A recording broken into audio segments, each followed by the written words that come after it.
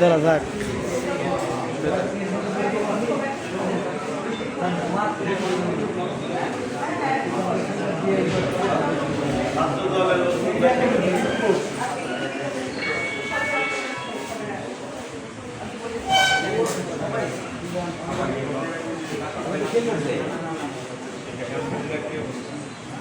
শুক্রবার 25 তারিখ শুক্রবার দুপুর 2টার দিকে আমার বাসায় ঢুকে আমাকে ধাক্কা মেরে ফেলে, মানে আমার বউ আর আমাকে ফেলে মানে সিজান আমাদের উপর দিয়ে যে আমার ছেলেকে ধরে আনে মানে মারধর করতে করতে নিয়ে যায় নদীর গ্রামে, কালা গ্রামে নিয়ে যায়, নিয়ে তাকে কোপায়ে জখম করে। হ্যাঁ, যখন আমরা দৌড়ে যাই দেখি তার কোপায় জখম করতেছে। ওই অবস্থায় প্রতিবেশীরা দৌড়ে সবাই সদর হাসপাতালে ভর্তি করি।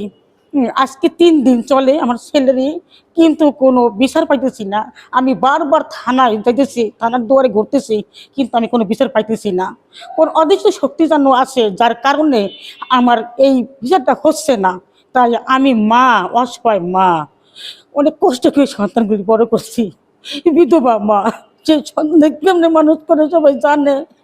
আমার হাজবেন্ড নাই, অনেক কষ্ট করে আমি ছেলে মানুষ করছি। তাই আপনাদের কাছে আমার অনুরোধ, দেশবাসীর কাছে তারেক রহমান, তার কাছে আপনার অনুরোধ, আমি এই যে সন্ত্রাসী গুলি মানে আমার বাসায় ঢুকে আমাকে, আমার বউকে, আমার ছেলেকে অত্যাচার করছে, তাদের বিচার চাই আমি।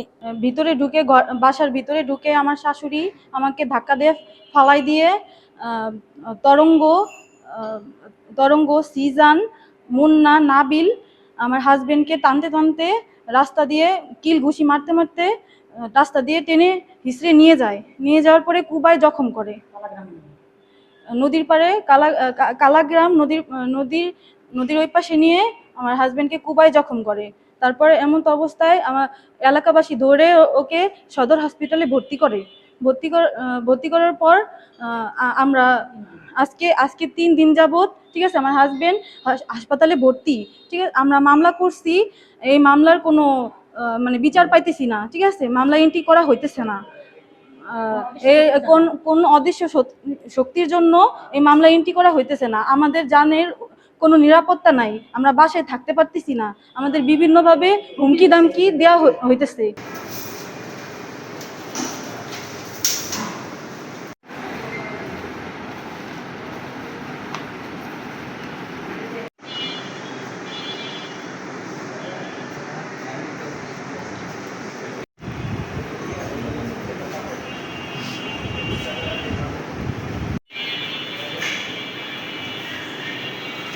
তুমি একটু কাগজটা নিয়ে এত দাঁড়াও তো।